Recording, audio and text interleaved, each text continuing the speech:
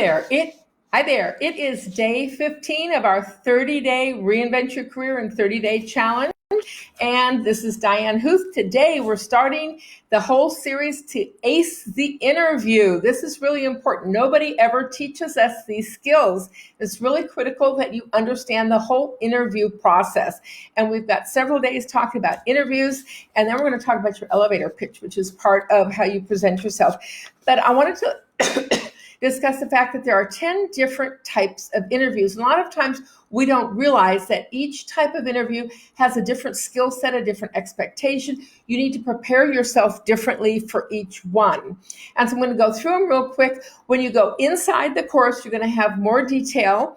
And when you go inside the course, you get a free downloadable copy of my book, Secrets to Ace the Interview, in which I detail this and much more in great detail. The first interview that you may have is a phone screening interview, and this is done by a fairly junior HR person to verify, number one, that you can talk appropriately, that you can communicate well, and that you're still interested in the position. So that's the first time. It should be 10 or 15 minutes max, and it's basically a basic initial verification of interest and basic verification of how you present yourself verbally.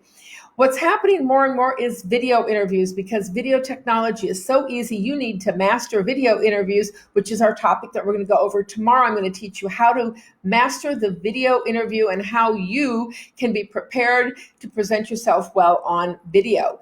But it's been much more common. In fact, there's kind of a separate wrinkle that's happening right now, which is a one-way interview. And I had one of my clients call me. It's basically a computer program that you look at your computer with video on, like you're doing a video interview, and it asks you questions, either with a voice or something, and it records you answering those questions. So you're really talking to a computer, but that's kind of an important trend to be aware of. The third kind, of course, is what you're most familiar with, an in-person interview that could be with one person. It might be a screening by HR, might be a screening with the hiring manager, but that's where you would go in, talk to somebody for half an hour, thank you very much, and leave. The fourth type is a sequential, and this is very common, and this is where you would be called in to meet with people at an office for half an hour, for half a day, and you would first go into HR, you'd meet your HR representative or the recruiter, you'd talk, you'd turn in resumes and things like that and fill out a form and sign it. And then after that, you would go through a series of interviews with different people. It might start with a couple junior people in the department who would be peers, and then it would probably maybe be a coworker in another department at a similar level, a peer, and then you'd probably end up the day meeting with the hiring manager who would be your boss. And if they're really impressed with you and they think it's worthwhile, they might even have you talk to the boss's boss. Okay, so it might even go up a level beyond the person that you'd be working for. So that's going to be a whole half day that you're going to spend with 3 or 4 interviews. At the end, you're going to cycle back with human resources before you leave. And that's the time to ask a bunch of important questions that you need to know how to get the follow-up from that interview. You may have a panel or a group interview, and that means you sit at one side of a table and there's 3 or 4 other people on the other side and they're shooting questions at you.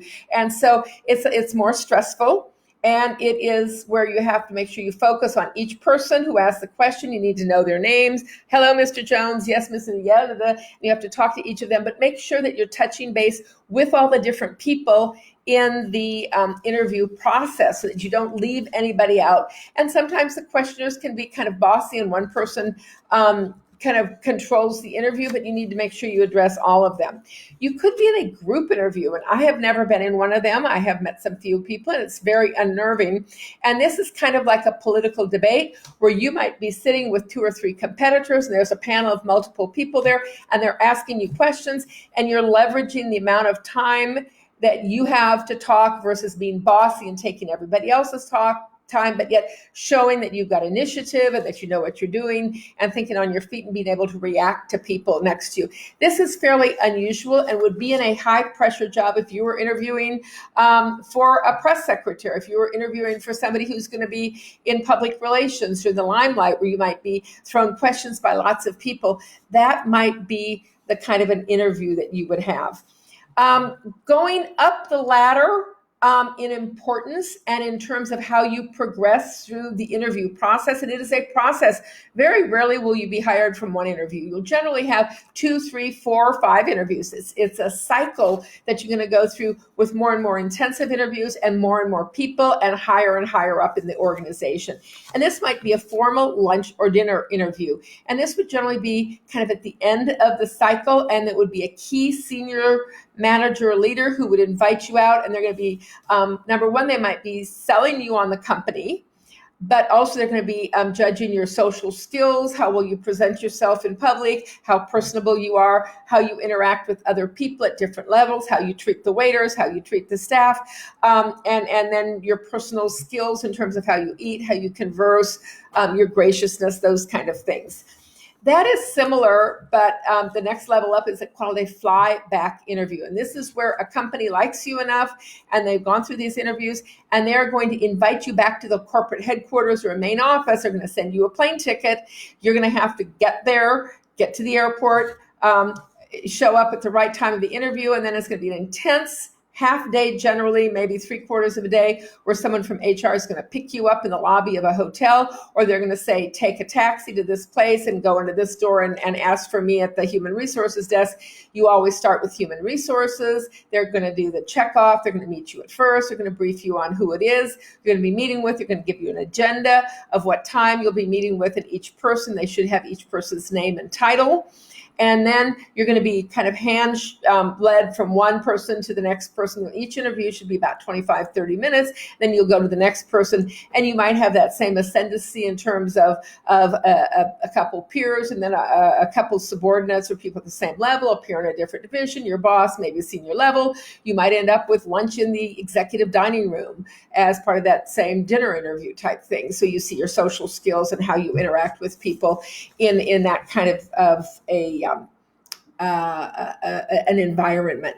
And that's probably the top that you're going to get in a traditional corporate interview.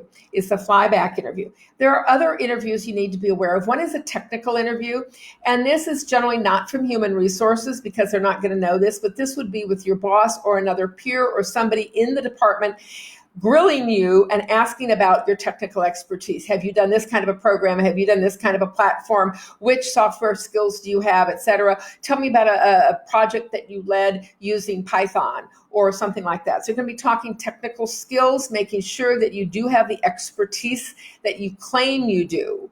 And then the 10th one is going to be an informational interview, which can be very interesting. And that is where there's no job opening that you know of, but you contact somebody, either the hiring manager or somebody in human resources, and you ask for 15 minutes, 20 minutes that you can learn more about the company because you're very interested in the company, the leadership, whatever. And you'd be very interested in learning more. And could you spend some time telling me about the company so I can understand the company better and what you do and your role is. And then I actually know somebody who got hired from an informational interview. She picked someone's brains.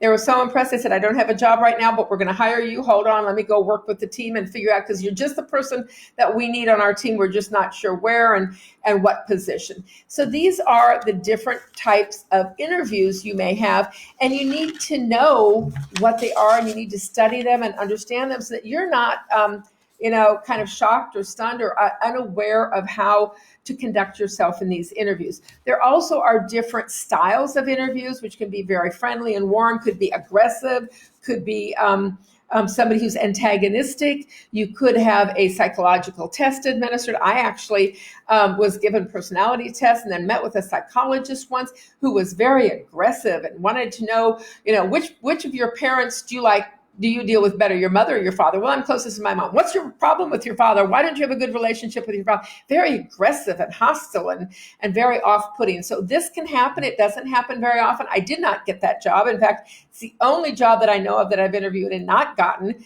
because of this very unpleasant psychologist that I found the whole thing very distasteful, and I didn't like the aggressiveness, but different companies and different individuals have different interview styles. So you have your different types of interviews, and you have your personality styles.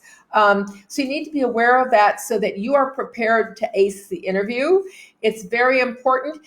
When you get an interview, you are one of 3 to 5% of the applicants that has gotten that far, which means you have a 20 to 30% chance of getting the job offer. They're generally going to bring in 3 to 5 candidates for a one-on-one interview, and they generally offer one person that job. So if you have gotten that far to an interview, it's really, really important that you know how to master the skills.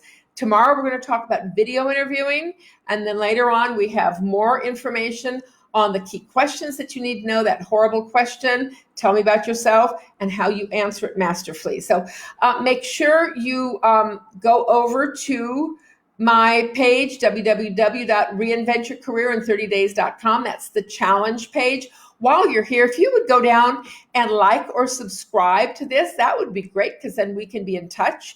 And when you have time, please go to my website, dianehuth.com, DIANEHUTH.com. Have a lot more information, valuable tips and skills for you there. Thank you so much. This is day 15. Is it 15? Yeah, we're day 15. We're starting the third week of our 30-day challenge. We're halfway through, and hopefully we've learned a lot. I'll see you inside. Take care. Bye-bye.